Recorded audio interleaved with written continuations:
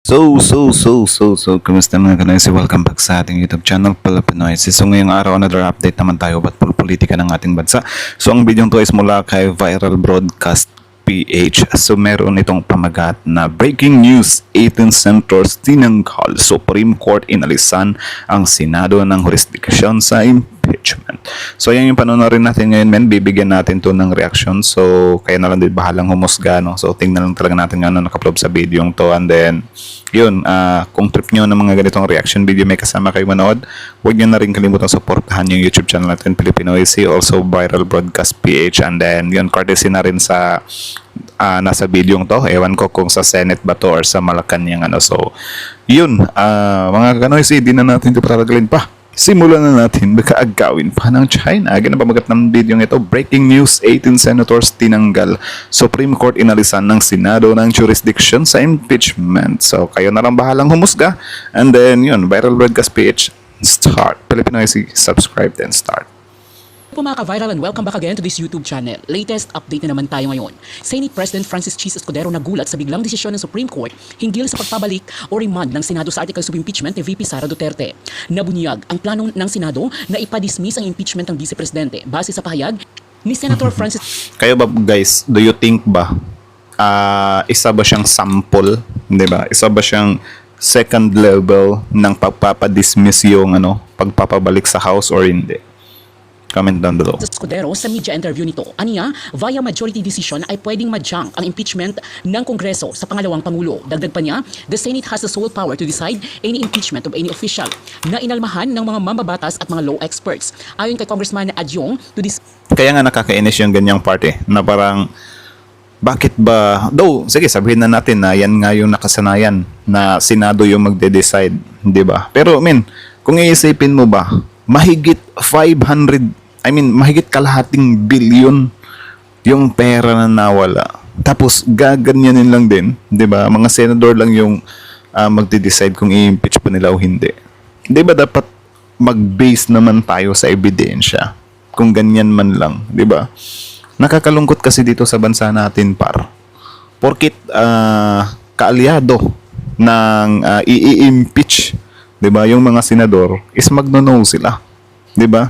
Sila pa yung nag-aabogado, 'di ba? Sila pa yung nagpapa-dismiss, sila pa yung nananawagan na ipa-dismiss without explaining, 'di ba? Without invalidating those evidences. Kasi nga hindi nga nila gustong pasimulan yung trial, 'di ba? Ipapa-dismiss nila agad. 'Di ba? Kung iisipin mo para patas, simulan ang trial, 'di ba? Hindi sana yung mga senador na willing mag-abogado or willing tumulong kay BP Sara, gawin nila yung trabaho nila dun sa pagpapamali sa ebidensya. Diba?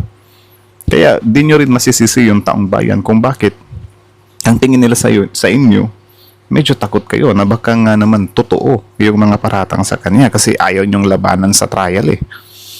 Mas mabuti pa nga yan, binigyan kayo ng ng tamang due process. Unlike nung time nung tatay nila na yung war on drugs na on point, bang. 'Di ba? Walang due process. Tapos ngayon, ayaw nyo naman ng due process. Anong gusto nyo? Kulong agad. 'Di ba? Miss without trying is unconstitutional.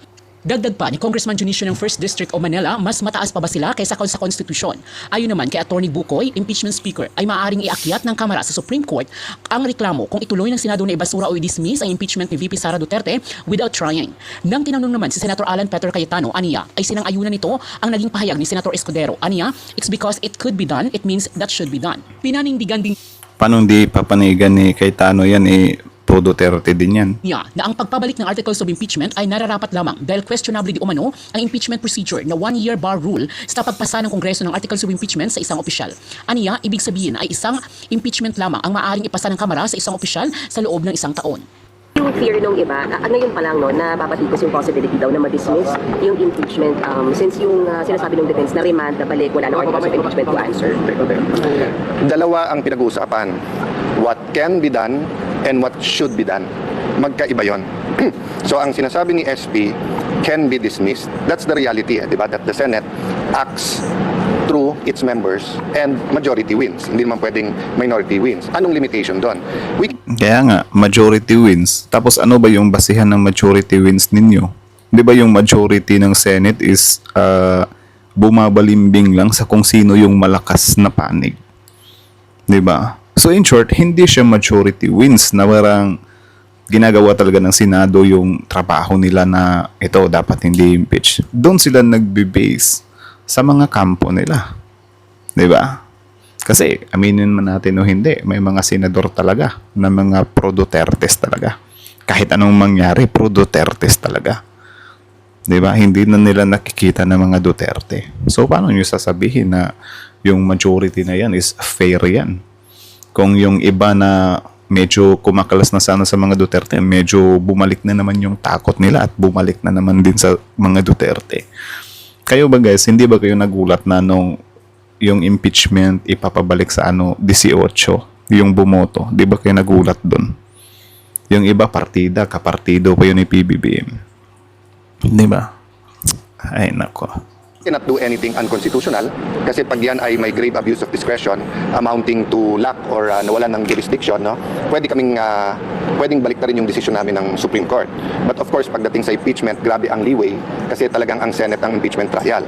Now, just because you can, it doesn't mean you should, di ba? So kung diabetic ka, just because you can eat leche plan, ube, cakes, it doesn't mean you should. So we really have to take a deep breath and think what's best for the country. And that's precisely why What's best for the country ba? Kung what's best for the country, yung country natin, tinekwata ng pera, mahigit kalahating bilyon. Diba? So what's best for the country, dapat ibalik sa country yung pera na yun. Kaso ayaw pa simulan yung impeachment eh. Diba dapat simulan yung impeachment para masagot yung pera na dinekwat sa kaban ng bayan?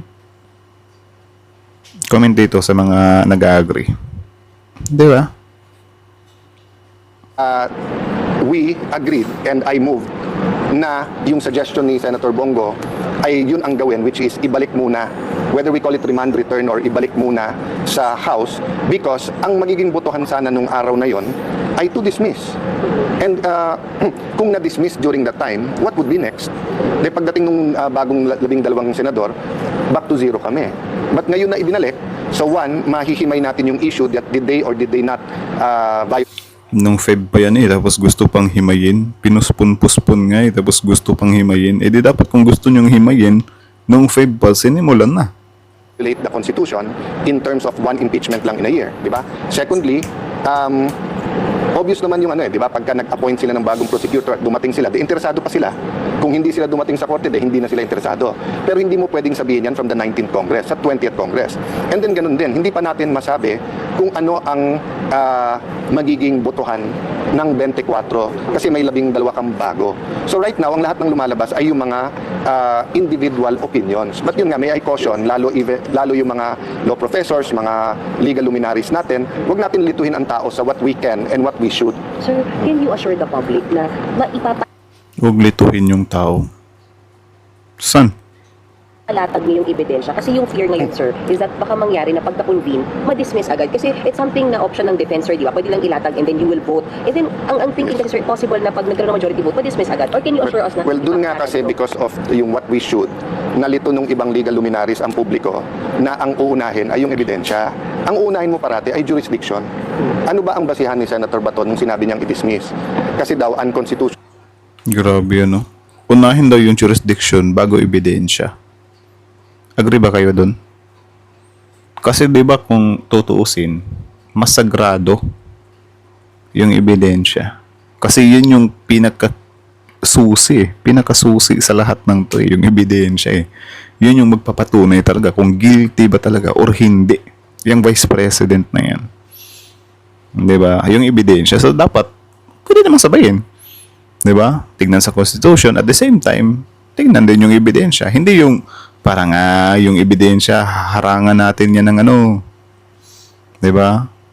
Isasabit muna natin yan dito. Kasi, mafe-feel ng taong bayan na pinapatagal siya. Di ba? Na parang, ewan ko kung life hacks bang tawag dyan. 'Di ba? Na parang sisimulan na dapat yung trial tapos biglang ibinalik dun sa house. 'Di ba? Kayo na lang mag-isip, par. Kayo na lang mag-isip. Kasi more than one impeachment filed in a year. So kahit saan korte, bago mo ipalatag yung ebidensya, titignan mo muna may jurisdiction ba yung korte na yan o hindi. So I can only assure the public na aabot tayo sa ebidensya if the whole impeachment court says na wala tong fatal constitutional defect that takes out jurisdiction from the court. Diba? So hindi pa pwedeng, ipakita mo muna lahat ng ebidensya mo kay VP Sara, saka natin tignan kung may jurisdiction o hindi. So yun yung una yung i-resolve, sir. You can see that That's the logical. Again, that's what we should. Diba? Now, don't panic because Ngayon, sige, wait lang. Ano yung pinaka-word? no, hindi. So yun yung una yung i-resolve, sir. You can see that That's the logical. Again, that's what we should. Diba? Now, don't panic. Because, Don't panic. una, may Supreme Court. Pangalawa, what's the worst case? The worst case, they can file another one after the 1 year. Diba? Yung sinasabi lang pwede ilabas sa lahat ng ebidensya, they can do that in the Committee on Justice. Pero baka hindi na tayo umabot doon. Kasi pag sinabi nung bagong 24 na meron tayong jurisdiction, di tuloy-tuloy na yan. Ang problema, if you have a majority who says na they violated the Constitution, babaksak at babaksak sa Supreme Court yan. So I'm not telling you what will happen. I'm not telling you yung stand ko. What I'm telling you is the possibilities. That's just the reality. Diba? So may mga nagsasabi kasi yung mga critic na hindi nalabag yung 1-year bar rule dahil mag-take effect lang yung impeachment once na introduce sa Committee on Justice na report. Klaro yun. Klaro na kapag maraming final na impeachment, tapos dumating sa Committee on Justice, pwedeng magbotohan ng House, tapos i-consolidate o maglalabas sila ng kung ano yung articles of impeachment. Klaro din na pag may 1/3. Ang hindi klaro kasi in this case, hindi nila pinagalaw yung tatlo eh. So ang question, did they violate their own rules? Kasi yung meron sa konstitusyon, Magaling din talaga. Ano din talaga sila? Todo din talaga sila hanap ng ng ibang way. Grabe yun, parang grabe. very clear na legal maxim to na what you cannot do in directly, you cannot do indirectly, 'di ba? So maraming nagsasabi, paano 'yon? So kung 10 ang mag-file, wag mo na lang pagalawin, hintayin mo yung gusto mo. Kasi ano ba yung 1-year ban? It was to prevent harassment doon sa impeachable officer para hindi na lang buong taon ng buong term niya. So kung ombudsman yan, COA, 7 years yan. Kung yan ay justice ng Supreme Court, hanggang mag-70 siya. Kung yan ay vice president o president, 6 years. So nilagay yung safeguard na yan para sa isang taon, isa lang ang haharapin mo. O nung nakita natin nung panahon ni President Arroyo, ang ginagawa So, ng in iba, short, nagpa-file ng una na walang laman. So in short, kung ano pala siya, kung isa ka palang high-ranking official, gagawin mo, kunyari meron ka ng isa na na case na kakaharapin or impeachment na kakaharapin, pwede kang gumawa ng napakaraming mga di magandang bagay na impeachable tapos hindi ka mapapanagot doon or hindi ka maanuhan ng impeachment doon. So parang yan, magla-line up. Ganun ba yan? Tama ba? Tama ba yung pagkakaintindi ko? Na parang hindi ma-absorb lahat ng impeachment kasi yun nga, may 1-year ban rule. Grabe. Sige, given na mahaharas talaga yung politiko kung ano nga naman niratratan ng impeachment. Pero, kung may basihan naman, di ba, why not? Di ba? Kung may basihan naman talaga, and then, sobrang bigat naman din talaga ng akusasyon. Mahirap naman kasi sobrang bigat, so magbulag-bulagan na lang tayo na parang, wala na yan. Di na yan, tapos na ako sa 1-year rule ban, 1-year ban rule na yan. Di ba, meron pa ako. Di ba, parang ganyan. Or, ewan ko kung paano nyo naintindihan yun. Basta para sa parang ganun eh. Or, siguro correct me if I'm wrong na lang. Pero kung iisipin mo talaga, parang nakakaaning eh. Grabe. So baliktad naman, para naman ma-dismiss ka agad. So I agree with the Supreme Court ruling naman na it's not the number, di ba? May yung sinabi ni Senator Risa, may time element yan, but you also have to look at the process. That's why sinama natin dun sa ating motion na pag binalik sa Kongreso, hindi lang yung certification na hindi nila nilabag yung Constitution kasi conclusion yon. Ang kailangan namin yung facts from the House na etong petsa tinanggap yung una, etong petsa tinanggap yung pangalawa, etong petsa tinanggap yung pangatlo. Anong nangyari dun sa tatlong yon? Gumalaw ba yan? Dinala nyo ba ng Speaker's Office? Dinala nyo ba ng Rules Committee? Dinala nyo ba ng Justice Committee? Tapos anong nangyari dun sa pang-apat? Unfortunately, we're looking at 24 different opinions once klaro yung facts na yan. Pero kung dinibati namin nung huli, maaring nanalo yung dismiss, maaring natalo. Para sa akin nga, hindi nga siya 24 opinions Parang 2 opinions lang Parang 2-party opinions or 3-party opinions. Tatlo lang yan. Isang pro-Duterte, isang anti-Duterte, at isang nasa gitna. Diba? Parang ganyan lang yung botohan kasi parang, my God, hindi siya 24 Siguro kung 24 like, for example, meron sa Duterte Black, magno-no siya sa impeachment, may something like that. Maganda yun. Pwedeng i-count mo yun as 24. Diba? 24 minds kanya-kanya. Pero kung yung mga senador na yan is meron silang mga partido, tinawag na nga sila na Duterte Black, diba? Para naman silang tanga nun kung Duterte Black sila tapos yung magdi-disagree sila. Or kung mayroon ng ganun, saludo ako. Diba? Saludo ako sa taong yun na kunyari Duterte Black siya tapos magdi-disagree siya. Diba? I-impeach ko yan. Yun. Saludo ako sa ganun. Diba? Kasi hindi niya talaga pinakinggan or hindi niya tinitingnan sa kung saang partido siya. Pero kung wala. Diba? Partido-partido siya. Kaya nga, yung pinapatakbo nila, diba? Mga malalakas or yung kilala ng tao. Kita niyo naman, si Philip Salvador. Parang pinatakbo lang para hindi ma-impeach si BP Sara. Alam niyo yung ganyan par. Ganyan par. Diba? Alam niyo yung ganyan. Buti na lang, hindi lumusot si Philip Salvador. Sir? So at least ngayon, sa araw ng SONA, sa umaga, pagkahalal namin ng Senate President, di ba? Within that week or in the next few days, maging klaro yung makukuha natin from the House, maging klaro na yung facts. Well, kung i-dismiss nila, So, yun, hanggang dito na lang muna mga kanoisis. So, kayo na masasabi nyo dito, comment down below. Tapos yun, pag-usapan natin yan sa comment section. So, again, ang video to is mula kay Viral Broadcast Speech. So, supportahan nyo yan. Original video link in the description box below. Panoorin nyo rin, subscribe nyo rin. Tapos, yun, kita nyo naman yun par. Di ba? Parang nakakaaning lang ding isipin, di ba? Na parang, ewan ko, bakit may paganyan-ganyan pa? Senado natin. Gulo-gulo. Yung impeachment na to talaga, di mo din talaga masasabi na na yung usapan is about sa, halimbawa yan, nalabag, constitution, jurisdiction, or whatsoever. Ano naman malinaw naman na meron silang mga pinapanigan, di ba? Hindi naman papangalan ng Duterte Black yan kung hindi mga solid sa Duterte yan Kita nyo naman siguro, si Bato, si Robin, kita nyo naman kung gaano ka-loyal sa mga Duterte yan, di ba? Hindi mo pwedeng, or mahirap talagang sabihin na senador talaga sila para sa taong bayan. Though, siguro may mga ganyan, pero parang yung nila ba, yung life nila is parang doon na lang din sa mga Duterte, something like that. Di ba? Like, gagawin talaga nilang lahat para lang maano talaga yung mga Duterte. So, ewan ko, yung impeachment na yan, na parang, grabe. Tama nga naman. Dapat, sana, gawin dyan, simulan yung impeachment para magkaalaman. Di ba? Simulan. Hindi naman pala kayo, takot tapos ayaw yung simulan. Di ba? Actually, kung tutusin, lamang pa nga sila sa bilang Kaya lang, yun nga siguro, parang naging hesitant sila. Kasi baka biglang pumasok, di ba? Yung mabibigat na ebidensya na hindi nila inaasahan. Di ba? Pero, grabe yun. Parang ang weird talaga. Na parang hindi mo talaga maintindihan yung na parang, ewan ko, kasi, kanya-kanyang senador, kanya-kanyang pag-interpret sa Constitution Like, yung mga senador na Duterte, iba yung pag-intindi nila sa 4th tweet. Sa kabila naman, iba din naman yung pag-intindi nila. So, ano ba talaga? Like, meron ba talagang fix na yan? Diba? Na dapat yan yung susundin. Like, walang kulay-kulay. Hindi yung sa kung saan kulay ka, ikaw yung magdedesisyon kung ano yan.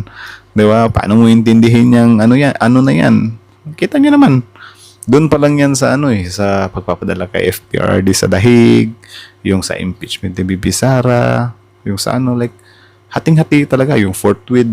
Kita nyo naman, di ba? Pagpapadakip kay Duterte. Sobrang dami na parang yung pagkakaano nila sa law or sa constitution whatsoever is parang binibase lang nila sa kulay, hindi sa pinaka-exact meaning talaga. Di ba? Kita nyo naman siguro yan. Kasi yun nga, yung nung Feb, di ba, dating Senate President si Tito Soto, kay Cheese, sabi niya, hindi pwede, something like that. Hindi dapat, hindi muna. Pero bakit sinabi ni dating Senator President Soto na pwede naman sana nung Feb pa? Di ba? So isipin nyo na lang kung, ewan ko, parang tayo lang talaga yung inaaning dito eh. So anyways, kayo na masasabi nyo dito, comment down below. Tapos yun, pag-usapan natin yan sa comment section. So again, na video to is mula kay Viral Broadcast Page. Supportahan nyo yan. Courtesy na rin sa Senate of the Philippines. Tapos syempre, Filipino IC. Don't forget to like, comment, share, subscribe. Filipino IC is out.